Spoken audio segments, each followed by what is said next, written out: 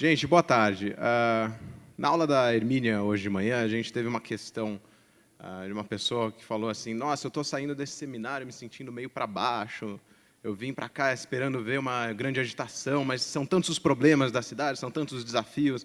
Enfim, a gente queria reforçar que essa programação aqui é uma coisa no meio de um mar de eventos que a gente devia estar organizando. E vocês não precisam nos pedir licença, vocês podem todos organizar também. Lembrando que todas essas atividades estão gravadas, já estão disponíveis no YouTube, então façam projeções, debatam com os amigos, convidem os debatedores que estão aqui sempre super acessíveis para ir em outros lugares também. E não vamos depender tanto desse espaço, que foi, felizmente, um espaço que depois de 4 dias propiciou uma série de encontros. Tem gente aqui, tem mais de 1000 pessoas aqui todos os dias, de todos os estados do país, se encontrando. Então, teve um grupo no Facebook de discussão que surgiu no meio desse seminário. Enfim, nos intervalos das atividades, a gente está tendo encontros lá no piso térreo. Então, estender esse convite a todos vocês e contextualizar. Eu estou dizendo isso agora porque a gente tem uma mesa que foge um pouco da regra, porque a gente vai falar menos de problemas e mais de ideias, de soluções, de utopias urbanas. E a gente, enfim, temos aqui uma série de debatedores muito animados.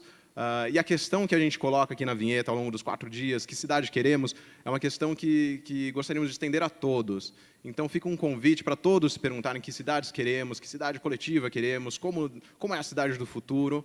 E a gente queria estender também para todos vocês que estão participando aqui de casa, que reflitam sobre isso e que formulem também respostas. Então, concretamente, a gente tem uma caixa, uma espécie de urna ali na mesa dos livros da Boitempo, onde a gente convida vocês a depositarem utopias urbanas. Então, vocês podem aproveitar esse bloco de notas que vocês receberam e formular respostas pessoais de que cidade queremos. E, enfim, a gente estendeu essa questão também nas redes sociais, através de ações, para quem não pôde estar aqui. E a ideia é depois a gente elaborar no site do evento um mural de utopias urbanas coletivas. Então, fica o convite para essa reflexão. Sem mais, convido agora ao palco os debatedores, que vão também depois participar de uma sessão de autógrafos, o Jean Willis, a Maria Ritaquel, o Sakamoto, a Hermínia Maricato, o Paulo Lins e o secretário de Cultura, Nabil Bonduque, que está chegando. Por favor.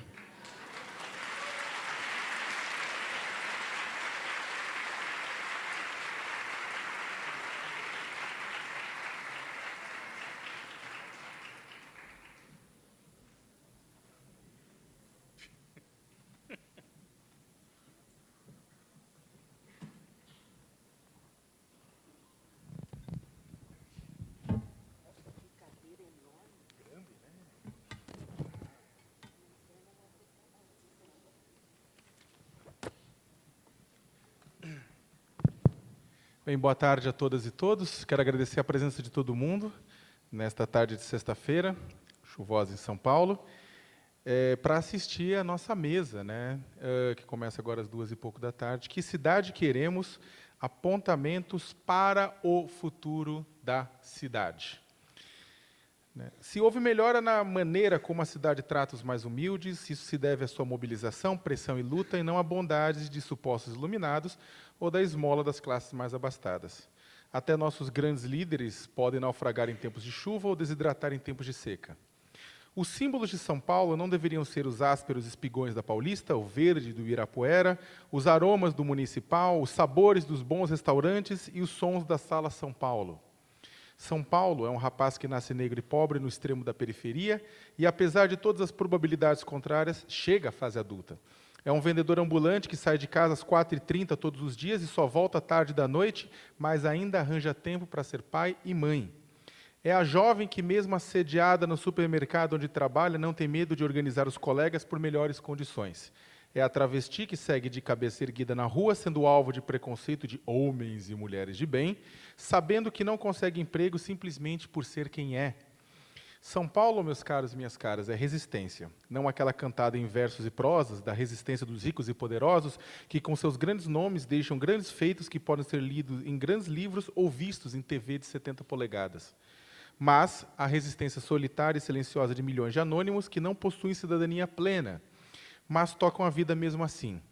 Se uma cidade é a somatória das histórias de sua gente, Então, a luta por uma São Paulo melhor vale a pena. Que um dia a cidade seja efetivamente deles.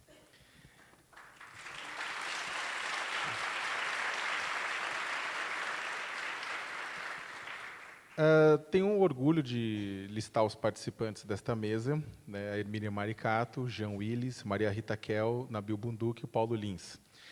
Né, eu até no camarim, a gente faria a chamada ordem alfabética, né, para não haver nenhum questionamento por questões de gênero, por exemplo, mas a Hermínia, que já deu uma aula hoje de manhã, merece um descanso, né? E, portanto, a gente vai começar com o Jean, né? É que o Jean acaba de gravar o Havana Connection comigo e ele também falou bastante, né? Mas teve jeito. A dinâmica será, cada um terá o direito de 10 minutos para a sua fala, né? E depois faremos um debate de 40 minutos com questões de vocês, de quem estiver em casa, de quem estiver na mesa, enfim. Jean Willis é jornalista, deputado federal pelo PSOL do Rio de Janeiro e integrante da Frente Parlamentar em Defesa dos Direitos LGBT. Tem mestrado em Letras e Linguística pela Universidade Federal da Bahia. É colunista da Carta Capital e do portal LGBT do IG. Recebeu o prêmio Congresso em Foco por 2 vezes seguidas nas categorias Melhor Deputado e Parlamentar do Futuro. Jean, é contigo.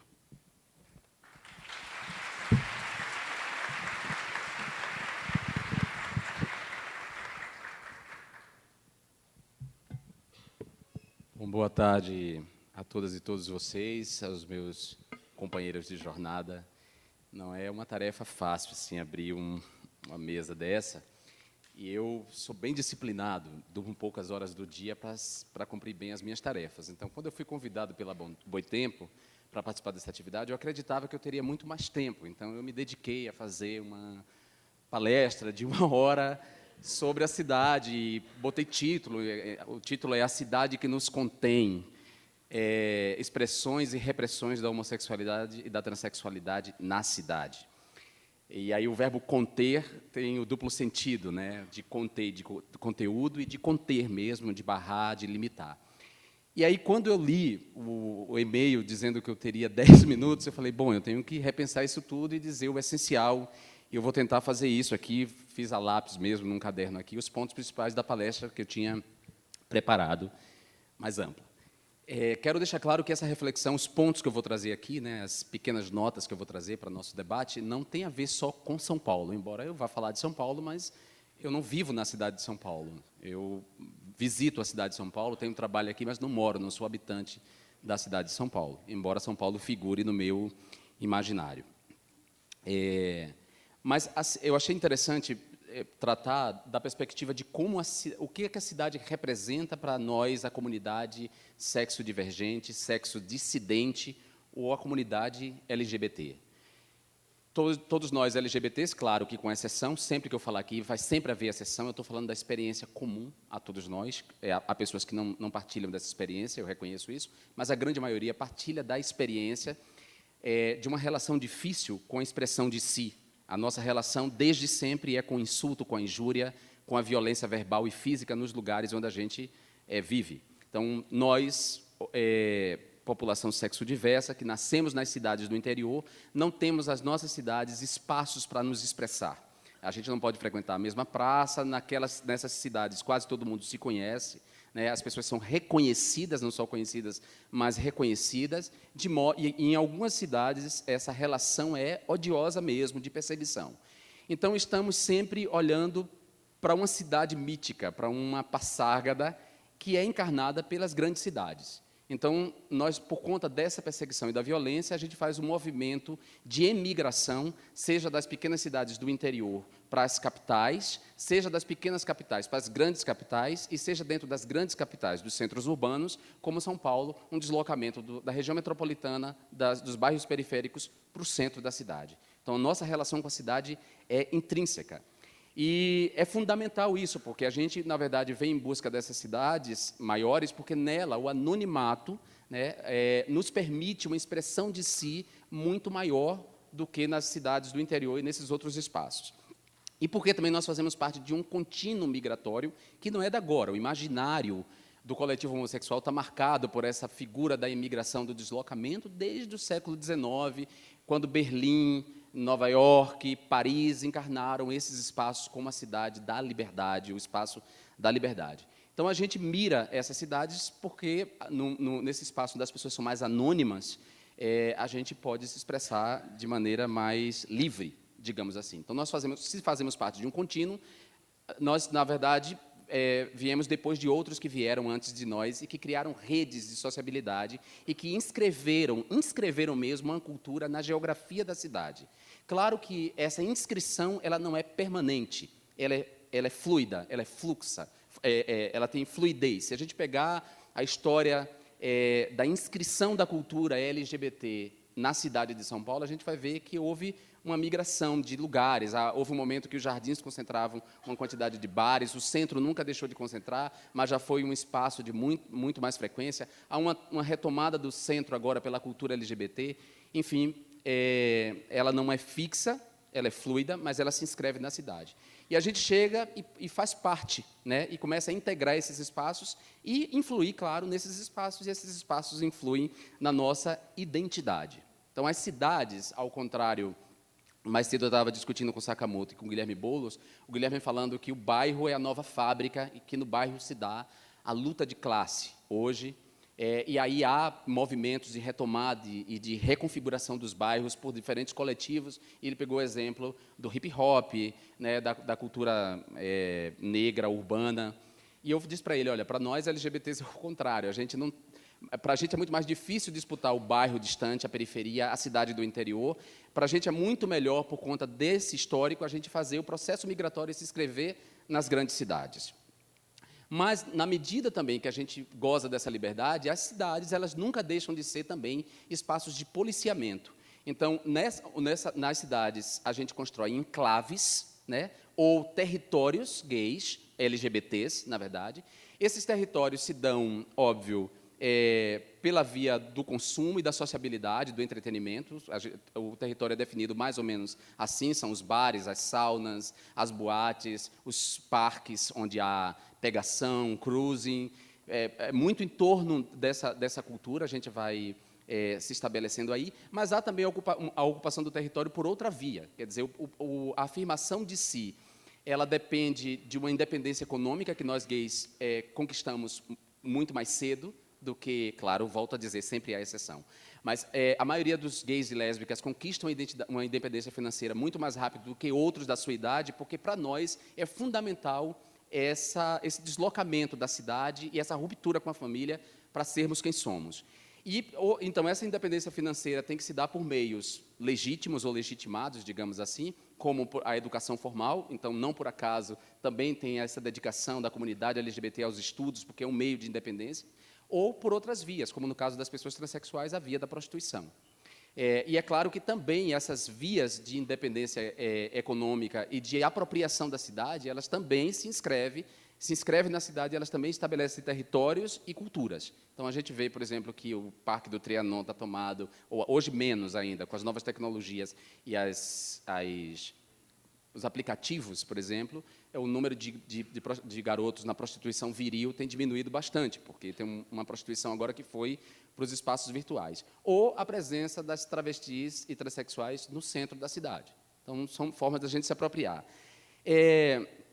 Essa cidade da qual a gente se apropria, que nos dá essa liberdade, essa relativa liberdade, é também a cidade que manifesta o policiamento, que também não é novo. Um policiamento sobre os costumes, um policiamento sobre as identidades. De modo que essa história é uma história tensa entre porosidade e não porosidade, entre o mundo gay ou meio gay, e aí quando eu falo meio gay, eu estou falando meio LGBT, claro, e a cidade heterossexual. Então, é a história de se há porosidade ou não. Ora, há uma tendência a haver maior porosidade, das pessoas heterossexuais frequentarem os espaços gays e de os gays frequentarem espaços héteros com mais liberdade, não todos os espaços héteros, mas aqueles gay-friendly, digamos assim.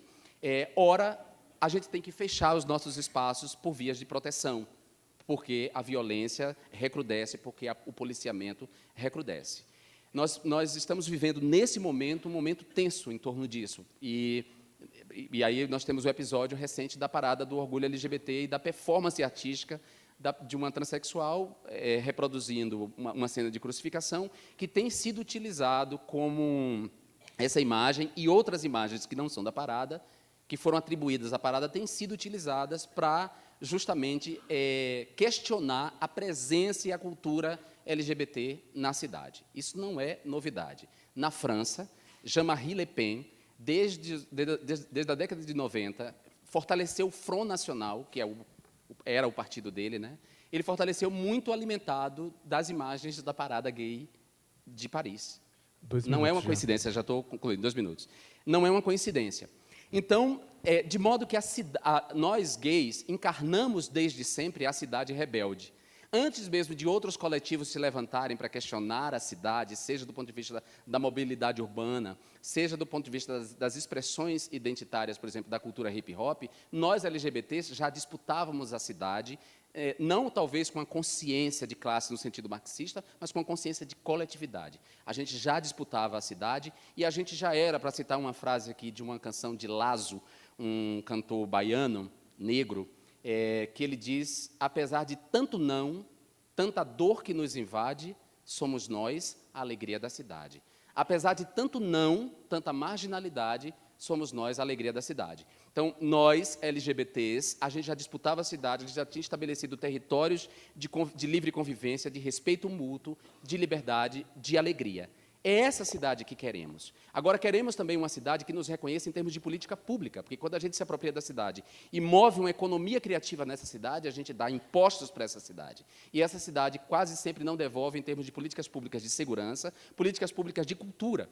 E aí vou dar um exemplo concreto. Por mais que seja diversa a virada cultural de São Paulo, ela tem que se abrir mais para os artistas LGBTs, aqueles que estão circunscritos aos guetos, que não são sequer reconhecidos como artistas, para que a gente possa conviver na nossa diferença, nos espaços que são de todos nós.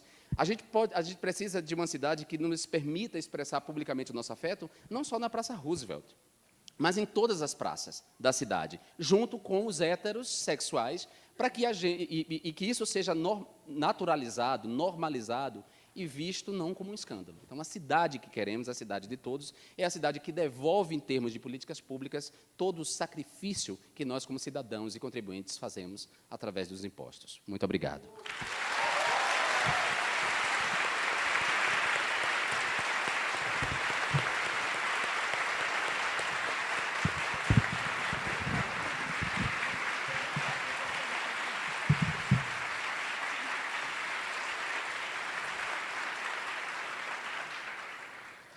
Agradecer ao Jean por ter falado em 10 minutos.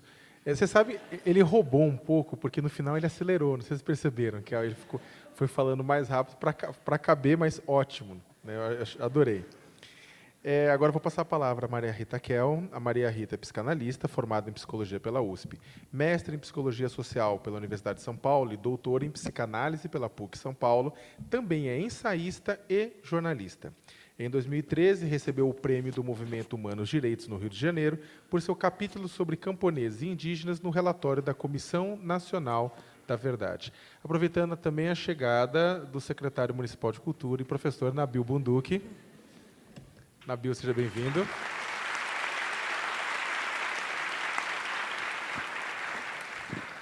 Maria Rita, contigo, 10 minutos. Bom, boa tarde. Difícil falar depois do Jean, porque eu acho que quando a pessoa está muito engajada numa causa, a fala tem uma vida, não é? Eu estou engajado numa causa, mas é uma causa não tão interessante assim, na verdade. Nesse caso, no caso das cidades, eu vou justificar por quê. E é claro que eu vou propor uma utopia, que talvez lá pelo século 23, que seria uma cidade sem carros. Eu escrevi já tenho... No que eu escrevi ali, no folhetinho de divulgação, eu chamei Cidadãos Desenlatados. Mas aí eu vou tomar, então, um dos meus autores prediletos, que é o Walter Benjamin, e que vai tomar um dos seus poetas prediletos, que é um poeta do século XIX, que é o Baudelaire, e citar um pequeno poema em prosa do Baudelaire, e o que o Benjamin extrai disso, para a gente poder pensar o que poderia ser uma utopia de cidade, não feita como nossas cidades, elas são construídas pensando na circulação de carros. Não é que a circulação de carros é um detalhe que tem espaço na cidade. Elas são planejadas para isso, cada bairro novo, tudo se organiza em torno de grandes avenidas, grandes corredores, principalmente do século XX, do final da segunda metade do século XX em diante, pensando nas marginais, por exemplo. Enfim, aí temos, bom, a fábrica, a máquina capitalista, não se pode deixar de produzir carros, desemprego, etc., mas nós podemos pensar utopicamente para um futuro distante. Tá? Bom, Benjamin tem um dos seus textos ensaísticos que se chama Paris, capital do século XIX, perdão, e nós podemos pensar aqui no Brasil, São Paulo seria, o Rio seria a capital do século XIX e São Paulo a capital do século XX. Ele estuda o Baudelaire, um poeta que ele gosta muito, para poder entender as condições da poesia lírica numa grande cidade como Paris. Não é que eu vou falar de poesia aqui, mas eu quero citar um pequeno poema em prosa do Baudelaire, muito bom, que é um poema que se chama A Perda da Auréola. E ele começa, então, com um diálogo entre dois cidadãos. Um é o poeta lírico, e o outro é um outro passante que o conhece. Então, é assim, ora, meu caro, o senhor aqui, em um lugar mal afamado, um homem que sorve essências, que se alimenta de ambrosia, seria o poeta lírico, não é? De causar assombro, em verdade, diz o admirador do poeta. E o poeta responde, meu caro, sabe do medo que me causam cavalos e veículos. Imagina, o Machado de Assis também tem uns trechos assim, né? O grande espanto era a velocidade que os cavalos circulavam nas cidades puxando as carroças, as carruagens, etc., né? Sabem do medo que me causam cavalos e veículos. Há pouco estava eu atravessando o bulevar com grande pressa, e eis que, ao saltar sobre a lama para chegar do outro lado, em meio a esse caos em movimento, onde a morte chega a galope de todos os lados ao mesmo tempo, qualquer um que atravessa uma grande avenida pode se identificar com isso, né? Minha auréola, em um movimento brusco, deslizou de minha cabeça e caiu no lodo do asfalto. A auréola do poeta, né? Não tive coragem de apanhá-la. Julguei menos desagradável perder minhas insígnias do que me deixar quebrar os ossos. E agora, então, disse a mim mesmo, o infortúnio sempre serve para alguma coisa. Posso agora passear incógnito, cometer baixezas, entregar minhas infâmias como um simples mortal.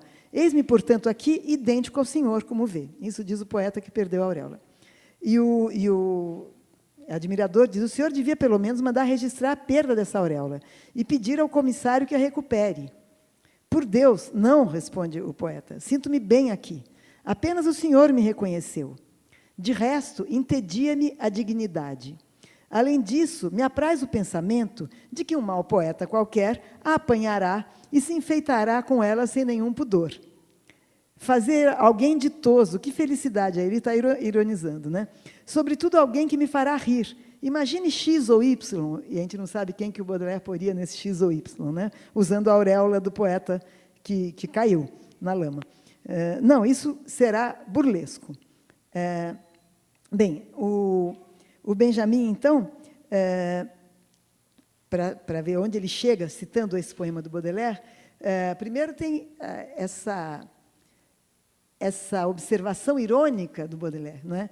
Que na grande cidade não tem mais lugar para o poeta lírico, o poeta aureolado, o poeta que vai cantar as flores, o sentimentalismo do coração, e o poeta moderno, que é o Baudelaire seria o primeiro representante de um poeta moderno, diz, deixa cair a auréola.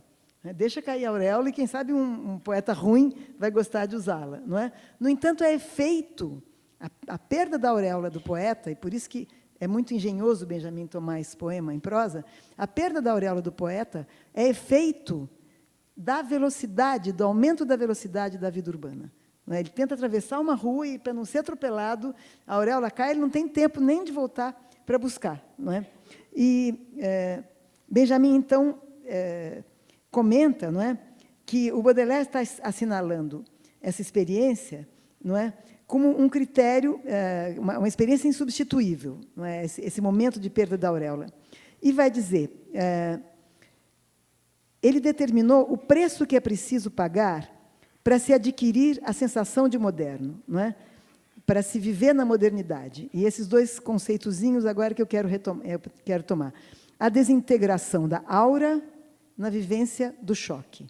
Então, rapidamente, eu vou falar dessas duas ideias do Benjamin, agora não mais do Baudelaire. O choque. O choque nós conhecemos perfeitamente, né? O choque é o efeito da velocidade na experiência contemporânea. Aqui ele está falando do início do moderno, nós estamos falando do momento em que a nossa vida cotidiana, o que a gente mais aciona, o que um cidadão numa cidade, de carro ou a pé, talvez mais de carro, por isso que a minha utopia seria uma cidade feita para os pedestres, ele tem que acionar permanentemente um sistema, Benjamin vai a Freud para ver que sistema é esse, que é o sistema pré-consciente-consciente, a atenção, para aparar os choques. Choque no sentido de todas as percepções de objetos que se dirigem a você numa velocidade maior do que você é capaz de reagir com o corpo, né? Então, o cidadão de carro a pé, ele tem que o tempo todo acionar esse movimento, pré-consciente, consciente, a atenção e o reflexo rápido. Ora, para o Benjamin, a experiência de aparar o choque é o oposto da experiência, daquilo que ele chama de experiência, que requer uma elaboração, que requer uma retenção na memória, uma espécie de narrativa que pode ser compartilhada, que pode ser retomada. E ele faz uma indicação, que para mim foi muito preciosa, quando eu escrevi sobre depressões, de que, na modernidade, essa condição em que, sem perceber, atualmente sem sofrer, quer dizer, Baudelaire ainda está falando de um poeta que tem uma perda para poder entrar nesse ritmo, não é? Nós não, nós já nascemos nesse ritmo. Quer dizer, uma parte enorme da nossa vida é receber estímulos, apará-los no nosso aparato psíquico e designar para onde eles devem ir.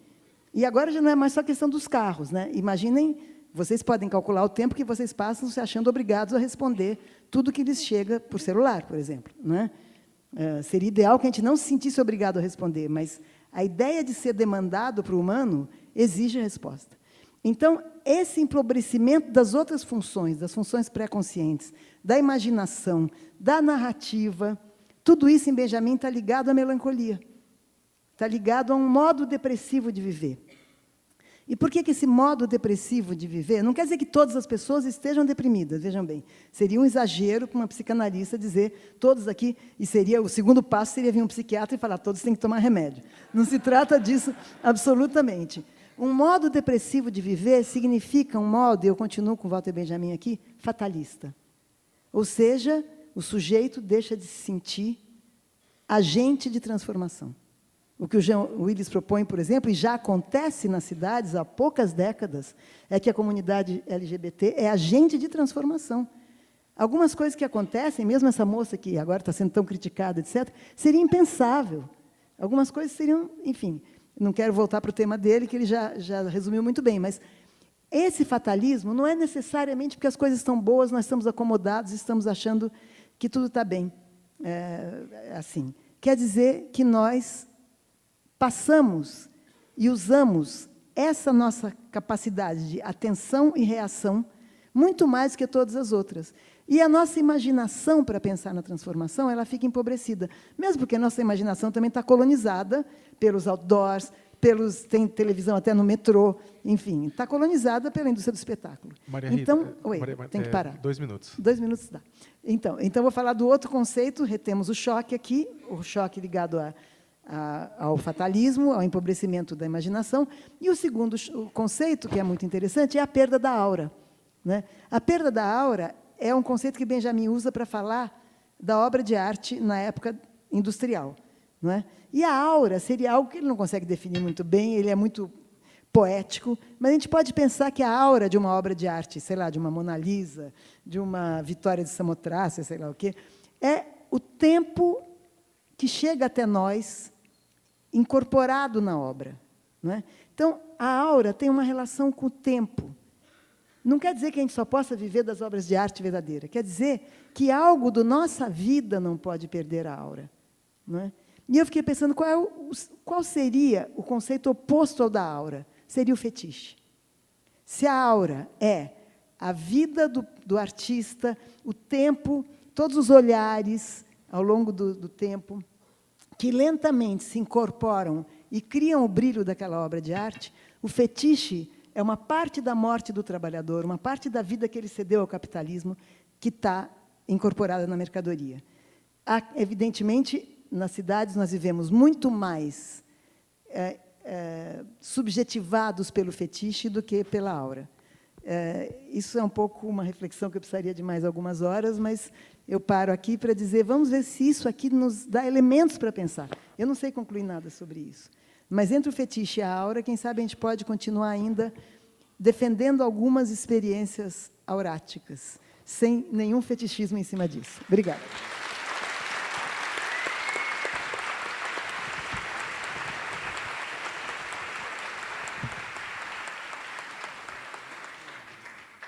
Eu me sinto bem mal, na verdade, depois de ter que interromper a fala da Maria Rita. Me sinto, tipo, até depois de uma psicanalista falando assim, eu me sinto castrador, na verdade, nesse processo. Eu até peço desculpa coletivamente por conta disso.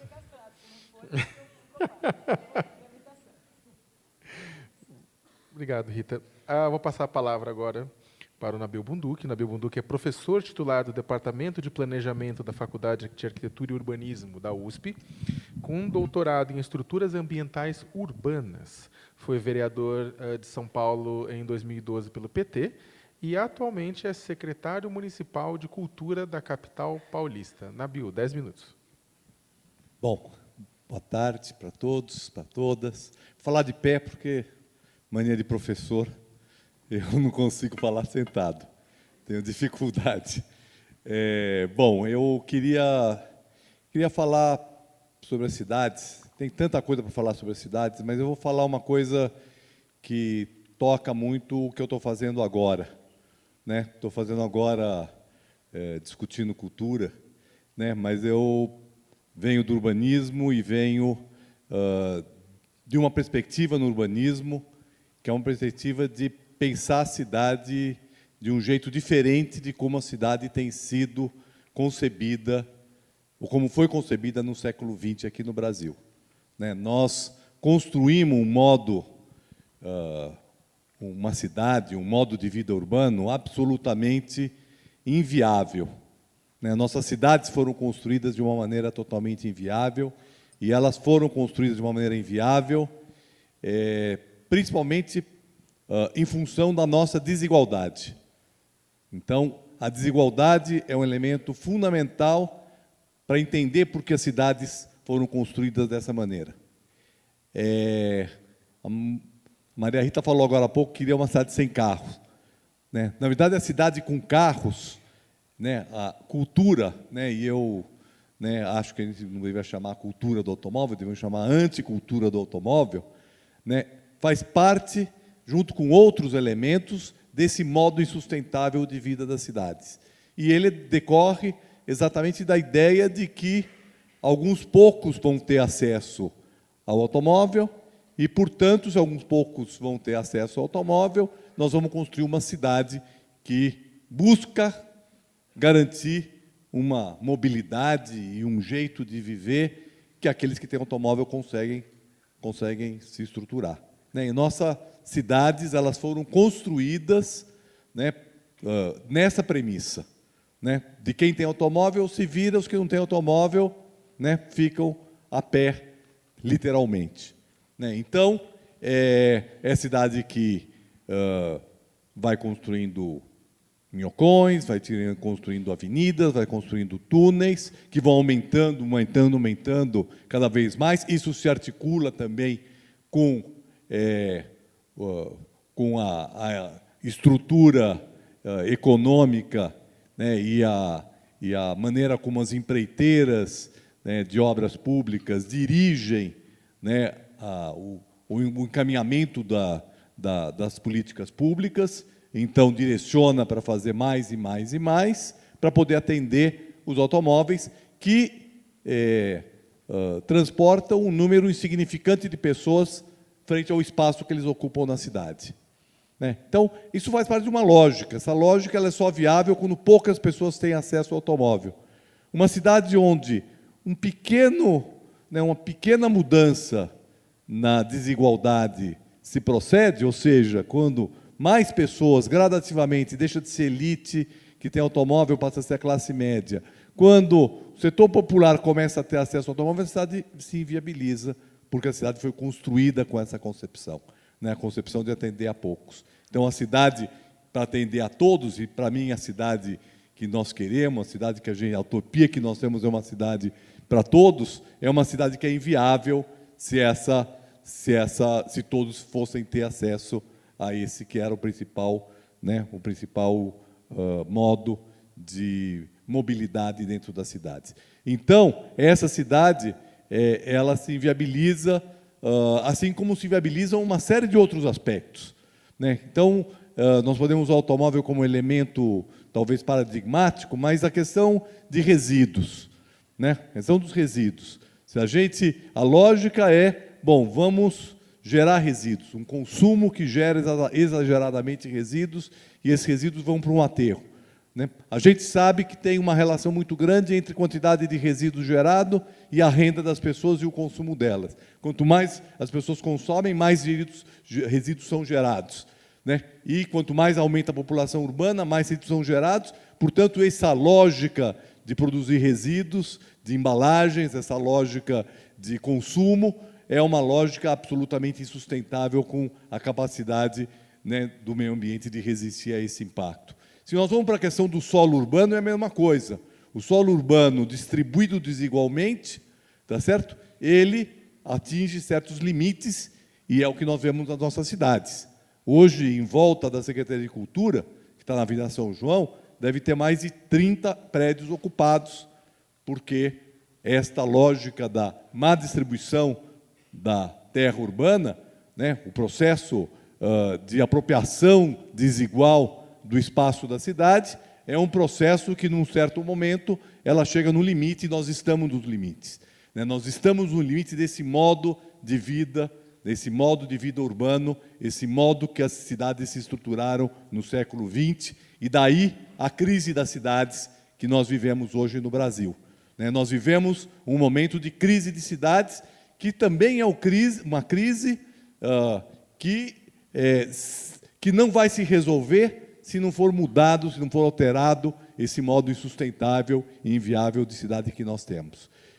Então, a cidade que nós queremos é uma cidade que começa a inverter esse processo. E dentro desse processo nós temos aí, eu não vou me estender aqui porque são muitos exemplos, a cidade murada, né? A cidade, né, os condomínios fechados, né, que separam as propriedades, as casas, os prédios das ruas, os shoppings, que se fecham para dentro deles mesmos, as grandes unidades, né, que fazem com que as pessoas cheguem de carro e saiam de carro, saiam da garagem do seu condomínio e cheguem à garagem do espaço de trabalho, do espaço de lazer, né, faz parte dessa mesma lógica. E nós estamos envolvidos, né, não é de hoje, é de muito tempo, mas eu acho que hoje nós temos aí uma pauta construída em debate, que é de reversão desse processo. E a reversão desse processo passa por uma nova maneira de se apropriar das cidades, que também está ligada à necessidade das pessoas perderem o medo de sair de casa e ir para a rua, sair de casa e ir para os espaços públicos, sair dos lugares onde se sentem confortáveis, em zonas de conforto, e enfrentem os conflitos, porque a cidade, numa cidade desigual, numa sociedade desigual, os espaços públicos são espaços onde os conflitos estão acontecendo, né? Onde os conflitos emergem com muita força. Eu me atrasei aqui, peço desculpas. 2 minutos. Com 2 minutos, porque eu estava discutindo, né, estávamos fazendo agora a coletiva sobre a virada cultural, certo? E ali, a questão principal, uma das questões principais era a questão de segurança, né? Virada cultural, né, faz parte de um conjunto de ações que jogam as pessoas, que levam as pessoas para os espaços públicos, né? Ocupar o espaço público é absolutamente fundamental. As pessoas se encontrarem. Agora, quando as pessoas se encontram, afloram os conflitos, afloram essa sensação de insegurança. A questão da tolerância, né, ela também aflora, a questão da intolerância também aflora quando as pessoas vão para o espaço público. A questão da mobilidade, né, do conflito entre novos modos de se deslocar, né, que possam valorizar as pessoas, o pedestre, o ciclista, o que usa o transporte público entra em conflito com essa apropriação privada do espaço público que acontece com os automóveis, quando os automóveis ocupam uma área que é infinitamente maior do que aquela que as pessoas ocupam em outros modos de transporte. Quando a gente vai numa ocupação e a gente vê a necessidade de habitação, né, que as pessoas têm na cidade, que querem estar morando perto de onde trabalham, a gente vê como isso entra em conflito com uma apropriação exagerada do espaço público realizado por poucos. Então, esses conflitos afloram e as cidades entram em crise, e se a gente tem cidades rebeldes, é porque as cidades estão em crise e estão em conflito.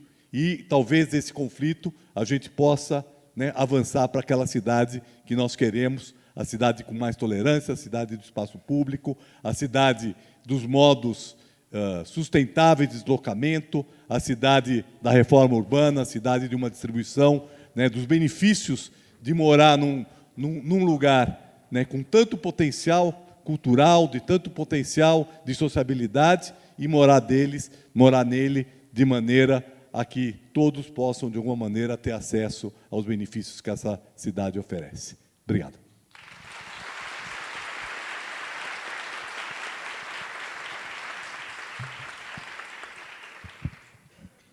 Obrigado, Nabil. Estão chegando várias perguntas, provocações, comentários.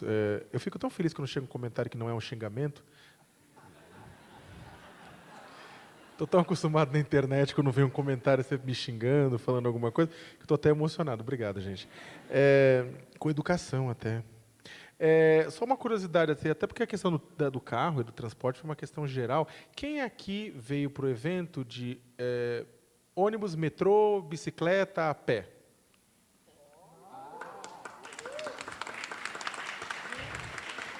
Ou vocês são muito legais ou vocês estão muito mentirosos. Mas, de qualquer maneira, eu fico com o auto-engano. Eu vou passar a palavra para o Paulo Lins. O Paulo é escritor, roteirista e poeta, autor do romance Cidade de Deus, livro adaptado para o cinema por Fernando Meirelles e Kátia Lund. Recebeu também o prêmio de melhor roteiro da Associação Paulista de Críticos de Arte por seu trabalho em Quase Dois Irmãos. Paulo, 10 minutos.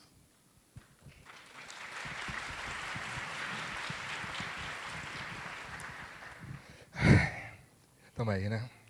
Boa tarde. Eu estou aqui com um problema porque o João ele fez para 1 hora, ficou sabendo que era 10 minutos. Eu fiz para 5 minutos, fiquei aqui sabendo que é 10 minutos. Estou aqui desesperado para... Menos é mais sempre.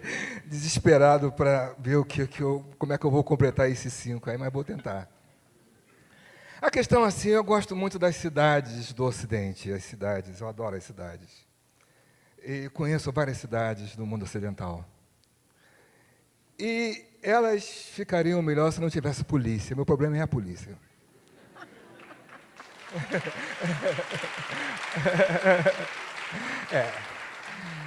E não é porque eu sou bandido, é porque eu sou negro.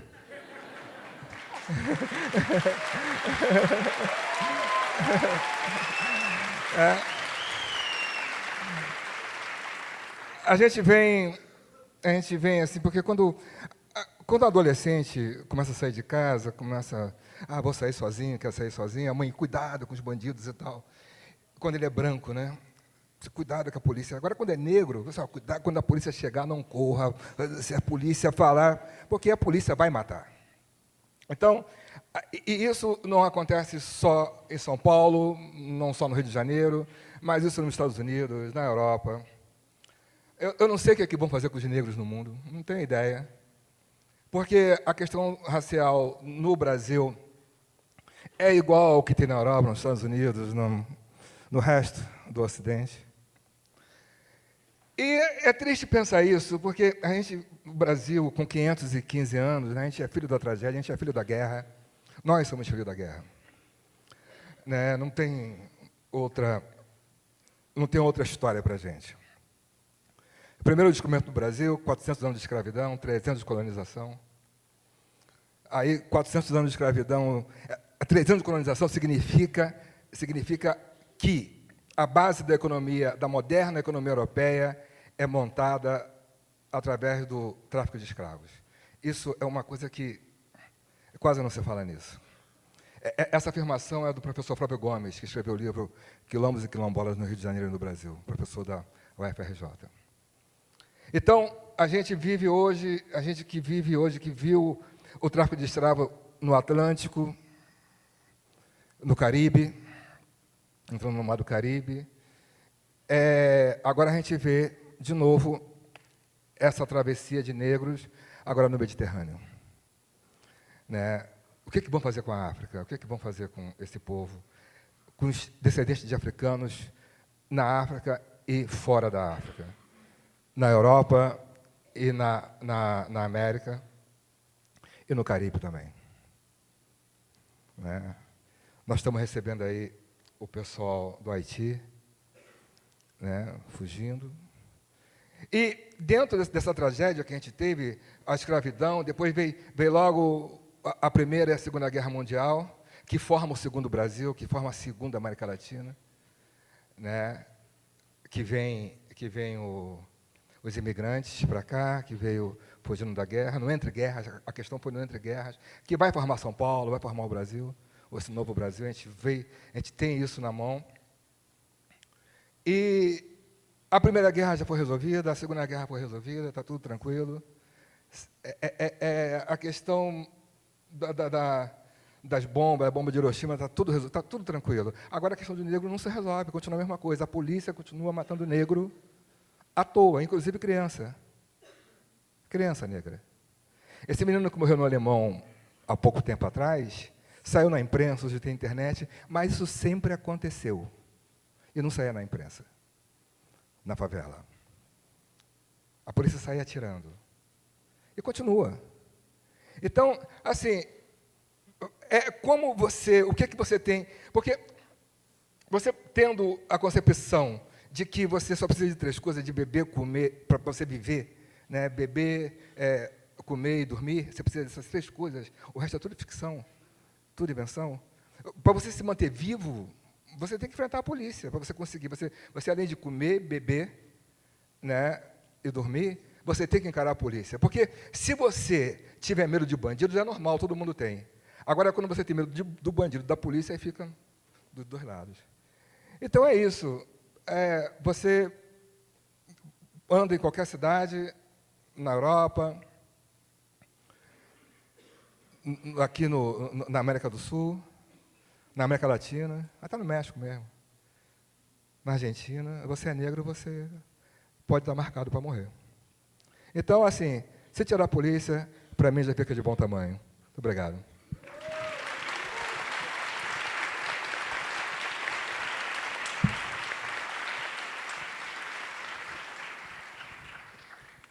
Obrigado, Paulo. Sem mais demora, eu vou passar a palavra. Eu ia passar a palavra, caiu o papel, peraí. Meu Deus do céu. Vou passar a palavra para a professora Emília Maricata. A professora Emília é titular aposentada da Faculdade de Arquitetura e Urbanismo da USP e professora visitante do Instituto de Economia da Unicamp. Foi secretária executiva do Ministério das Cidades e comandou a Secretaria de Habitação e Desenvolvimento Urbano no município de São Paulo. Fundou o Laboratório de Habitação e Assentamentos Urbanos da FAO. Exerceu o cargo de conselheira do Habitat, Programa das Nações Unidas para Assentamentos Humanos. Professora Emília, 10 minutos. Pois não.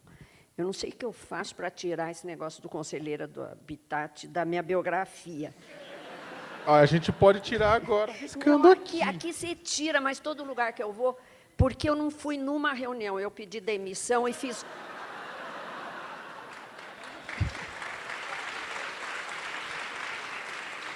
E eu fiz uma carta, assim, crítica, que acho que eu vou pôr essa carta. Então, tem que falar, foi conselheira da ONU, mas...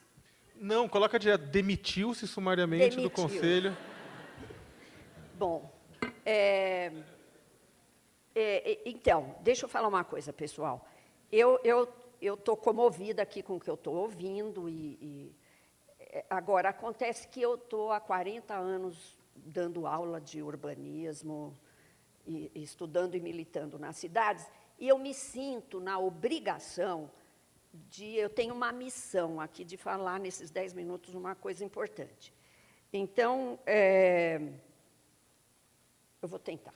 é o seguinte: nós vivemos no universo da generalização da mercadoria capitalista, com a história do fetiche, da alienação, de que tudo fica girando em torno desses valores, não é? Que a gente acaba, a felicidade, poder, amor, tudo vira isso, não é? Mas acontece, eu falei isso hoje de manhã, que a cidade é uma mercadoria especial. Ela é diferente das outras mercadorias. Os edifícios, todos os elementos que compõem a cidade são mercadorias, mas mercadorias especiais, porque elas estão ligadas a um local na cidade. E a localização na cidade tem um preço, que é isso que eu estava falando hoje de manhã com a minha casinha, né, que eu mostrei para o público. Se a casinha fica lá no Capão Redondo, para lá agora, né, mais para lá, Capão Redondo já está caro, não é? Ou se ela fica num bairro de classe média, tipo aqui Pinheiros, ela tem preço completamente diferente, a mesma casinha, o mesmo terreno. Então, a cidade é um local de uma disputa ferrenha, surda e invisível da renda imobiliária. A cidade tem dono, tem donos. É diferente do capital industrial. É um capital que produz a cidade, e esse capital se apropria de, para ser mais até rigorosa com os conceitos marxistas, lucros, juros e rendas. O capital financeiro se apropria de juros. Os promotores imobiliários se apropriam, conforme o caso, de rendas e lucros. O capital da construção se apropria de lucros. Os proprietários de terra de imóveis se apropriam de rendas. É uma riqueza que a sociedade toda produz e que é apropriada privadamente pelo capital que produz a cidade. E é esse, se a gente estudar esse capital que produz a cidade, nós vamos entender muita coisa. Segregação, nós vamos entender muito da violência, nós vamos entender muito da cidade espetáculo, nós vamos entender muito da alienação, nós vamos entender muito dos jovens negros exilados na periferia, sem a condição de ter mobilidade sobre a cidade. Então, eu estou repetindo, né, o que foi o nexo da minha aula hoje de manhã, porque não pode deixar de passar uma ideia de que a cidade tem dono, ela é um produto, não é? Você pode ter movimentos culturais, uma série de movimentos, eventos que se passam no território da cidade. Você tem movimentos sociais, relações sociais, uma sociedade que vive nas cidades, mas ela é um produto em si. É isso que, então, eu queria só deixar para dizer: nós temos que acabar com o analfabetismo urbanístico para poder entender quem é que toma conta disso. E por que nós somos tão ignorantes do que se passa na calada da noite nas câmaras municipais, estaduais, etc., etc. Não é? Ignorantes no sentido de que a gente fica, muitas vezes, discutindo teses, seminários e tal, e, enquanto os sábios discutem a incerteza, os ignorantes atacam de surpresa. Não é? Isso é do Milor Fernandes. Não é? Bom, mas, então, eu queria dizer para vocês que capital financeiro, capital de promoção imobiliária, capitais de construção, de edificação, de construção pesada e propriedade privada, tudo isso ganha com a cidade. Não é? E existe uma oposição central entre valor de uso e valor de troca da cidade. Tudo é mercadoria, o estilo de vida é mercadoria. Não é? Bom, vamos falar da cidade que nós queremos? E é muito importante lembrar que parte dessa cidade, do capitalismo periférico, os trabalhadores saem fora dela. Né? Esse capitalismo de compadres, esse capitalismo patrimonialista, ele não se interessa nem por absorver os trabalhadores como mercado de consumo da moradia produzida em moldes capitalistas. Então, os trabalhadores vão lá, ocupa mananciais, é meu mantra, eu sempre falo, ocupa mananciais, 1 milhão de pessoas ocupando a área de proteção dos mananciais. Isso ninguém liga, esse capitalismo aqui não dá menor, o judiciário brasileiro nem liga.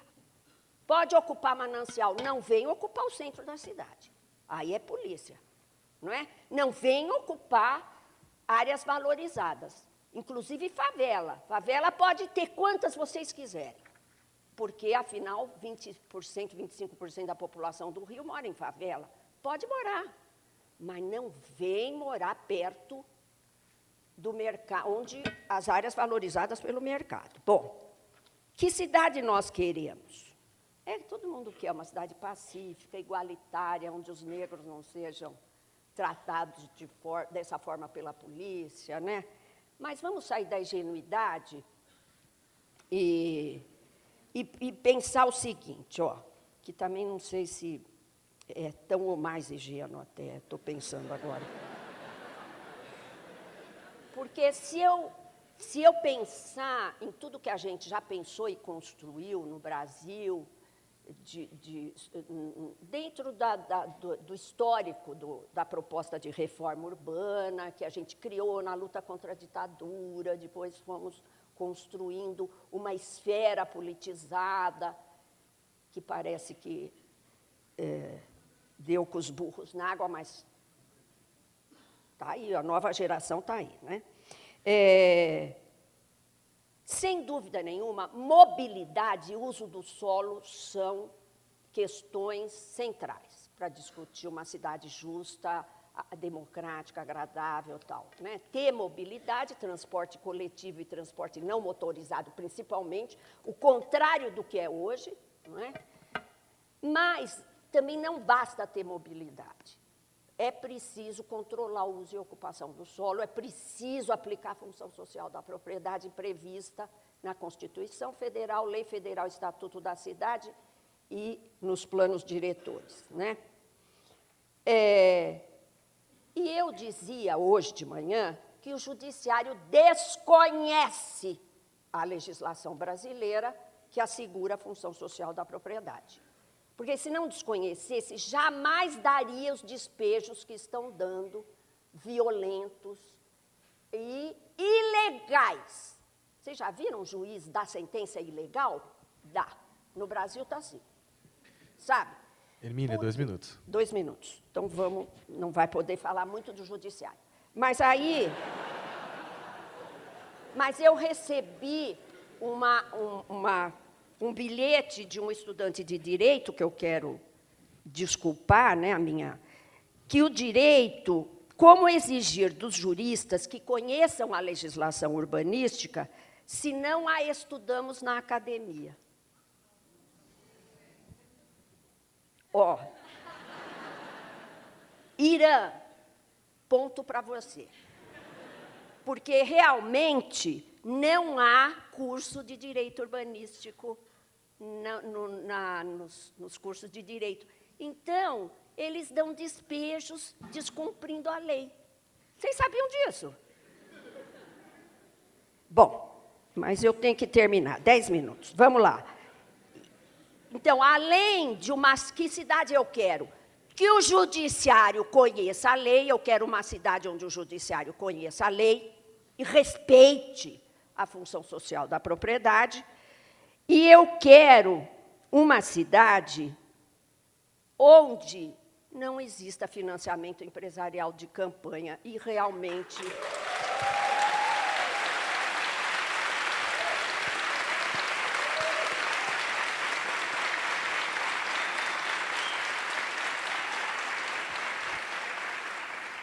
E eu vou acabar com isso. Eu quero convidar todos vocês a nós darmos uma vaia para aquele Congresso Nacional que aprovou em conluio com o Supremo. Vejam bem que país, né? Que elite, não que o país é maravilhoso, e o povo também. Olha que elite que aprovou o financiamento empresarial de campanha, dando um golpe. Foi golpe, foi golpe. Vai para o Congresso Nacional.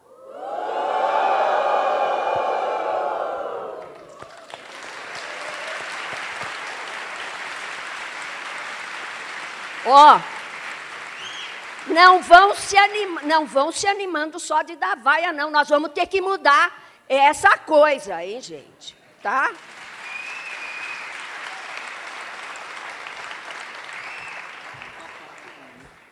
E com isso, a Hermínia acabou já respondendo um pedido de alguém aqui que colocou que em sua aula pela manhã, Hermínia, você prometeu que terminaria sua fala dando um recado legislativo.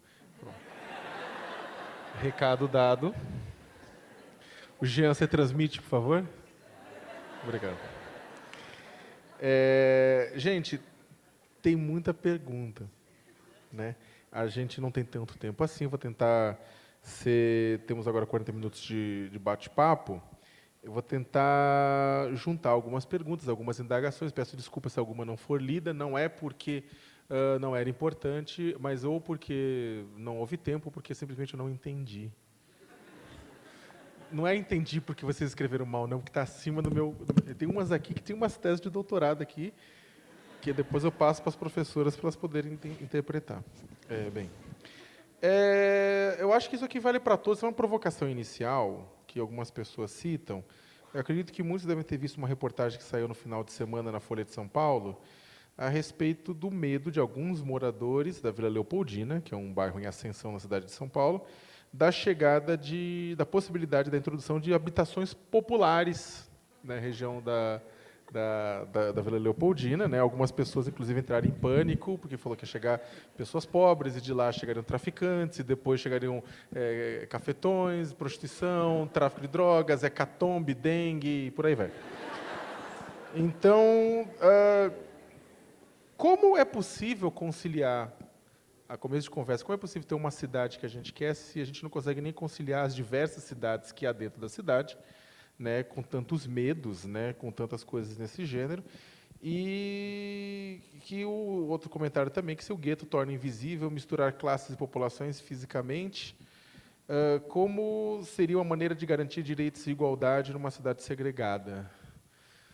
Alguém se habilita a começar a responder o vespeiro? Nabil pediu a palavra? Eu queria falar, em primeiro lugar, porque eu sou parcialmente responsável por existir essas ex lá na Vila Leopoldina. Então, né, o pessoal da Vila Leopoldina pode reclamar na sua casa. Não. Na verdade, é uma área que é da prefeitura, uma garagem de ônibus, era uma garagem de ônibus da MTC, e o plano diretor transformou ela em ZEIS, e agora, né, tem um movimento na Vila Leopoldina para tirar essas ZEIS da Vila Leopoldina. Mas eu queria responder a pergunta num outro sentido. Eu acho que foi o que eu estava falando antes. As transformações, eu já vou começar, assim, não questionando, mas refletindo sobre a nossa pergunta. Que cidade nós queremos? Né? Nós estamos aqui nós quem? Né? Que nós é esse? Eu acho que esse é um problema que nós temos nessa discussão de plano diretor, de leis. Né? Quer dizer, esse nós é um nós muito, muito, muito conflituoso. Os conflitos que existem dentro do nós é fortíssimo. E nós temos uma batalha cultural para fazer na nossa sociedade em cima de um conjunto de preconceitos que estão colocados. E por isso esse nós hoje é um nós em conflito. Então, alguns querem uma coisa e outros querem outra coisa sobre os mesmos lugares. Né? E esse conflito da Vila Leopoldina expressa isso. Quer dizer, nós queremos uma cidade menos desigual, menos segregada, mas quem está nos lugares privilegiados da cidade não quer. A maioria das pessoas, não é tudo, são todos, mas a maioria das pessoas que estão em lugares privilegiados não querem uma cidade mais democrática e uma cidade sem segregação. E isso é um conflito. Como eu falei aqui, todas essas mudanças vão se dar em processos de conflito. Nós vimos no Congresso Nacional essa semana, né, a manifestação que foi feita dos evangélicos, né, e é um modo de pensar a sociedade que é forte, né? A discussão hoje de plebiscito sobre redução da maioridade penal, né? A discussão sobre, aqui no município, no Plano Municipal de Educação, que o plano foi alterado para retirar qualquer referência ao gênero, às opções de gênero, as questões que estavam no Plano Municipal, todas as referências à introdução na educação de uma luta contra a homofobia, que foram retiradas, elas têm um respaldo na sociedade. A sociedade hoje, ela é uma sociedade com uma visão, com visões que são visões em conflito, sobre vários aspectos. Então, esse nós hoje, são os conflitos que estão se dando. Eu acho que a Hermínia tem toda a razão quando ela levanta a questão, né, dos interesses econômicos em cima da cidade, mas nós temos também uma outra questão que está colocada sobre a cidade, que é a maneira como as pessoas veem a cidade, como elas querem viver na cidade. E ali nós temos cortes que não são necessariamente cortes de classes sociais, não são necessariamente cortes né, nem mesmo de renda, né, são cortes mais profundos, né, que estão muito presentes na nossa cidade. Então, a ideia de que levar pobre vai levar bandido, está certo? É uma ideia fortemente consolidada na sociedade, em vários segmentos sociais. Outro dia eu assisti uma discussão dentro de uma loja sobre redução da maioridade penal, e um negro estava dizendo que ele era contra, porque, repetindo um pouco o que o Paulo Lins falou aqui, né, nós vamos ser perseguidos. Aí entrou um outro lá e falou assim, então mata de uma vez, né? Então mata de uma vez, porque o argumento que ele estava usando vai colocar um adolescente na prisão junto com, né, os mais velhos. Veio um outro negro e falou, então mata esses daí de uma vez. Então, eu quero dizer que a cidade, né, e a nossa cidade têm conflitos fortes que estão aflorados, e são conflitos de modo de ver, de mentalidades, de comportamentos, e interferir neste plano é absolutamente fundamental para superar problemas que são de renda da terra, mas é mais do que apenas uma questão econômica. Ok, obrigado, Nabil. Antes, a Maria Rita tinha levantado a mão lá atrás. Nós três queremos falar. Pode falar primeiro. Nós três queremos falar. Todo mundo. A gente pode seguir aqui? Assim, Pode ser. vamos seguir essa... Acho melhor. Não, à vontade. Porque eu quero fazer uma colocação a partir do que o Nabil diz. Assim, eu acho que a gente não vai eliminar o conflito da vida em sociedade. O conflito sempre vai existir. Eu acho que a gente pode resolver a questão do nós, Nabil, que é muito bem colocada, se a gente democratizar a democracia. E se a gente conseguir aquilo que Boaventura de Souza Santos propõe, uma democracia de alta intensidade, que articule a representação, dado o tamanho do nosso país, dado os tamanhos das nossas cidades, se articular a democracia representativa com a democracia participativa, com os esquemas de participação direta, e com isso não estou falando dos referendos de plebiscito sobre direitos de minorias, porque direitos de minorias não devem ser submetidos à vontade das maiorias. Eu estou falando de outras formas de participação direta. Eu diria assim, numa metáfora, que a gente não tem que flagrar as sociedades como um tabuleiro de xadrez pronto, em que a gente se embate ali, né? Na verdade, a gente tem que pensar que as regras do jogo têm que ser definidas por todos nós. E aí, esse choque de democracia, ou essa democratização da democracia, que só uma reforma política, de fato, de verdade, não essa que está sendo realizada lá na Câmara dos Deputados, poderia ensejar, poderia construir, né? Esse é um ponto. O outro ponto é a dimensão do imaginário. Quer dizer, as nossas subjetividades, elas são construídas em torno de um imaginário que é anterior a nós mesmos, um imaginário acerca das pessoas, e acerca das pessoas que são legítimas, acerca das pessoas que são sujeitos de direito, das pessoas que fazem parte da comunidade de direitos. A gente precisa enfrentar esse imaginário. Então, a polícia, não é que...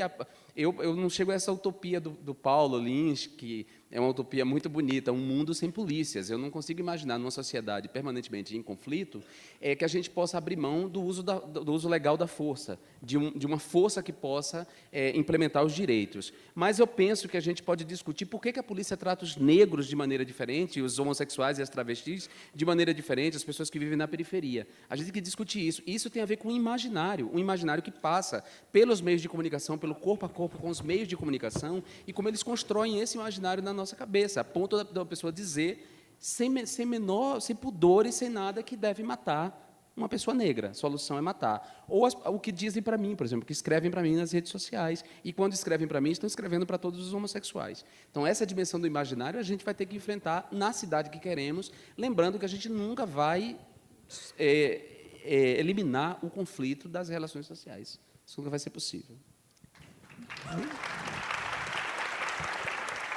Bom, rapidinho, já que o Jean Willis falou do imaginário, acho super importante, porque vejam como se constrói o imaginário, né? É a ideia de que o bairro, onde os prédios são todos muito bem protegidos... Eu tenho um parente que mora na Vila Leopoldina. Eu me rebelo cada vez que vou no apartamento dele, que você tem que entrar naquela gaiolinha, né? Primeiro abre uma porta, você fica na gaiolinha até conseguirem contratar, depois abre outra porta. Eles acham que estão em segurança. Não estão. Porque eu que tomo ônibus e desço e ando as quadras até o apartamento dele, as ruas são desertas. Esses são os bairros perigosos. Inclusive, eu não estou dizendo isso de palpite, é uma pesquisa da Polícia de São Paulo. Muros altos, ruas desertas, são mais perigosas do que muros baixos, ruas de muita circulação. Então, talvez tenha que trazer também não é uma opinião, foi uma pesquisa da Polícia de São Paulo que eu li.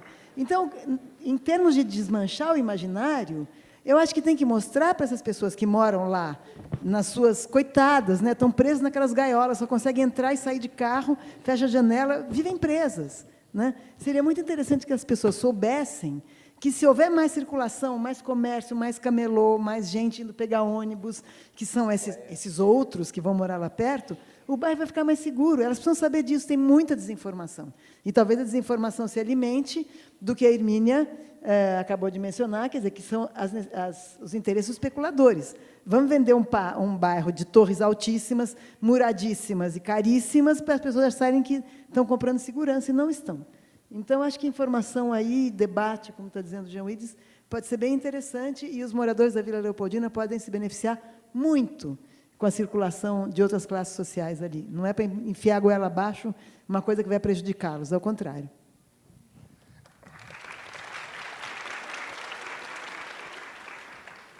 A questão de eu falar que uma cidade sem polícia é porque você... Imagina você não poder sair na rua porque a polícia pode te matar. É justamente ao contrário, né? Uma coisa que é uma realidade de muita gente. E acontece todo final de semana. Em São Paulo morre 11 pessoas no final de semana, já ficou normal. A gente escuta que morreram 12 pessoas, 13 pessoas, ficou normal, isso é uma normalidade. Então, assim, para você não querer carro, por exemplo, você precisa viver. Né? A questão é viver. Eu não estou numa cidade melhor. Uma questão que eu possa viver, que eu possa existir. Né? Sem medo da polícia, porque eu posso morrer.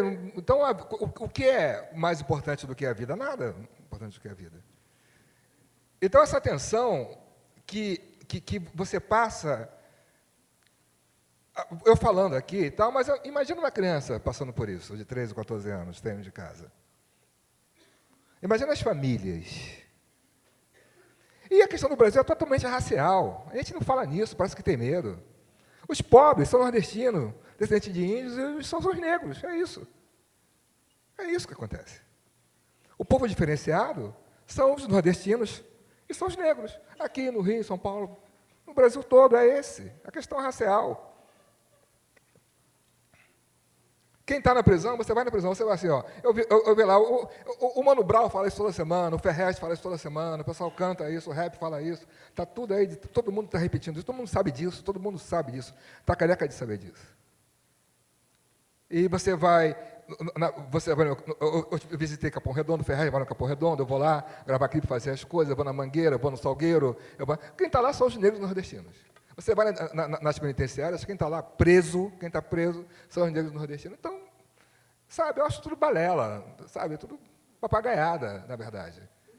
Porque, né, aí a culpa é do traficante, sempre a culpa da violência é do traficante, do pobre do traficante, de drogas, porque sobre o traficante de armas ninguém fala nada, a imprensa não fala, a academia não fala, ninguém fala. Sabe por quê? Porque tem medo. Porque não pode falar, porque senão morre. Então o Brasil é assim. Tem dono. Tem a parte que tem dono. Sabe, que você não pode falar, porque senão você morre. Acabou. E ninguém fala. São difíceis, na USP, na UFRJ, em qualquer lugar, é difícil você ter uma tese de doutorado, uma dissertação de mestrado que fale sobre tráfico de armas. Ninguém fala sobre isso. E não aparece na televisão, não aparece em lugar nenhum. Então, a questão é fogo, é você acordar e tá de tiro na sua casa, o teu muro está todo baleado. Isso foi uma constante na minha vida. Entende? Agora, essa questão de morar perto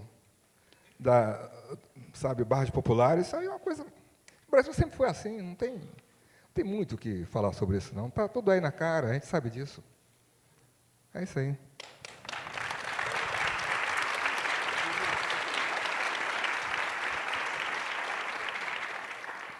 A Emília não vai comentar.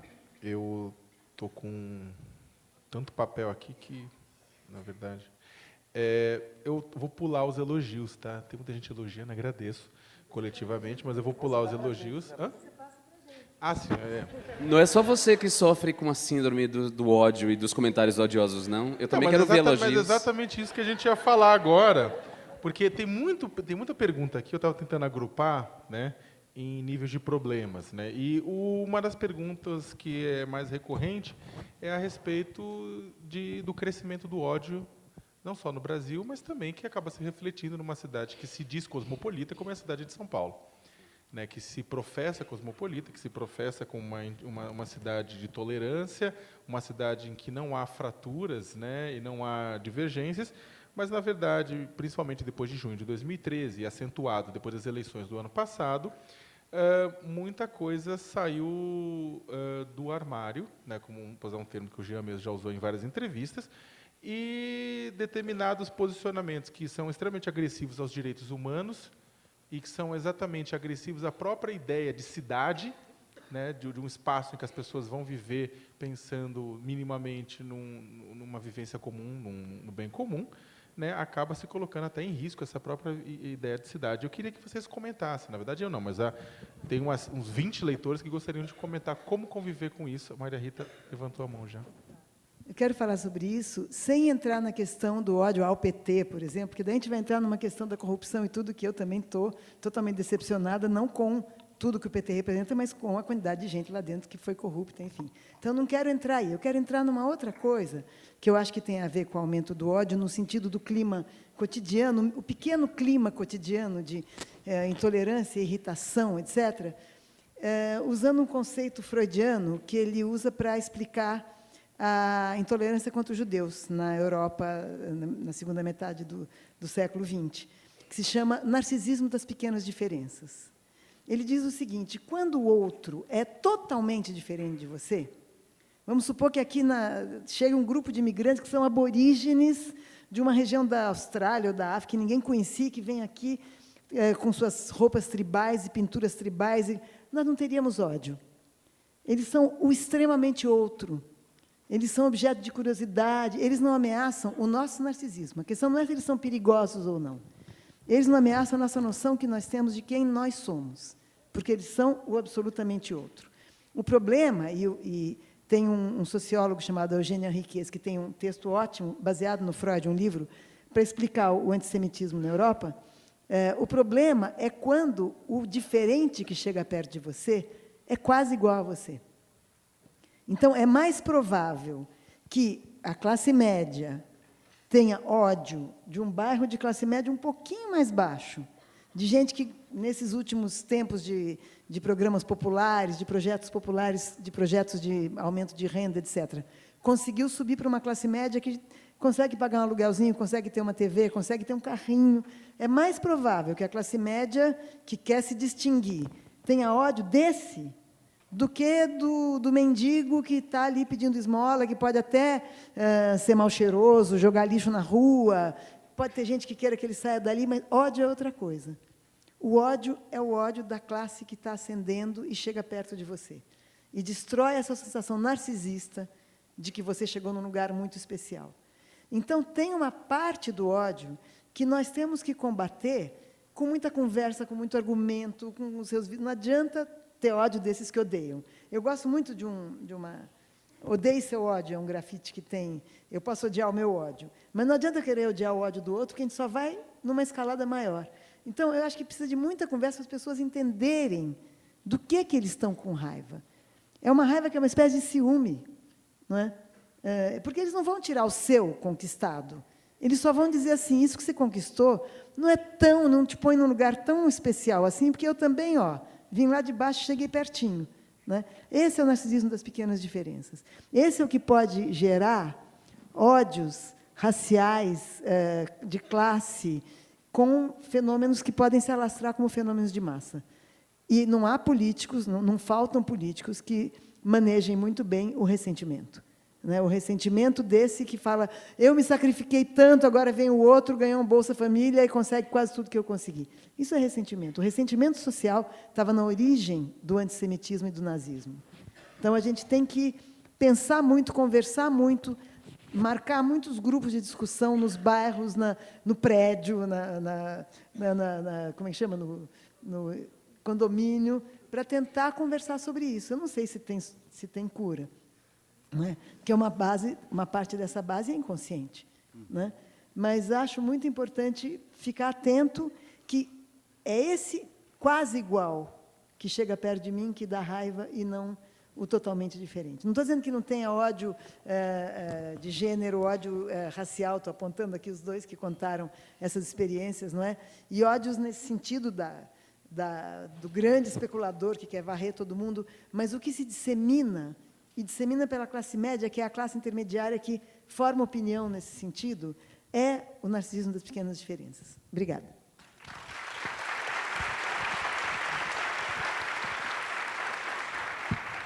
Antes de responder sobre o ódio, eu quero primeiro dizer que eu aderi às vaias ao Congresso e à Câmara, compreendendo que essas vaias não foram vaias aos deputados que resistiram bravamente à tentativa de aprovação do financiamento empresarial de campanha. É bom lembrar que foi um golpe, e um golpe comandado por um sacripanta que hoje ocupa É verdade. Que hoje ocupa a presidência da Câmara. Primeiro ponto. O segundo ponto, aí é um recado para o Paulo. Paulo, há sim pessoas que tocam nessa questão. Nós conseguimos um fato inédito na história política do Brasil. Nós conseguimos implementar uma CPI que investiga as causas, consequências, motivações econômicas, sociais, culturais do extermínio de jovens negros no Brasil. Então, o Parlamento reconhece que há hoje um extermínio que é movido por um racismo institucional. E todas as questões que envolvem esse extermínio da juventude negra no Brasil, todos os aspectos que envolvem, desde as questões como os meios de comunicação, os programas sensacionalistas, que centram o foco apenas nos delitos praticados pelos pobres, até o tráfico de armas e o tráfico internacional de drogas, estão tocados por essa CPI com todo o risco que elas nos traz. E a mim, em especial, porque essa CPI ela tem deputados progressistas, mas ela tem deputados conservadores e reacionários ligados às forças de segurança, que estão indignados, inclusive, com os encaminhamentos que ela está tomando. Então, só para você saber que não falta coragem e gente com coragem. Por exemplo, o fecho da saúde do Brasil por causa das milícias, por exemplo, é difícil trabalhar com esse tema.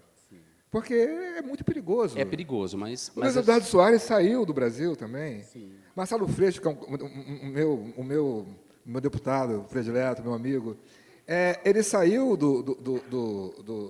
teve que sair do Rio de Janeiro. Não, ele teve que ficar com proteção. Porque tem medo, é medo mesmo. Você vai tocar nesse assunto. Eu estou com medo de estar falando aqui.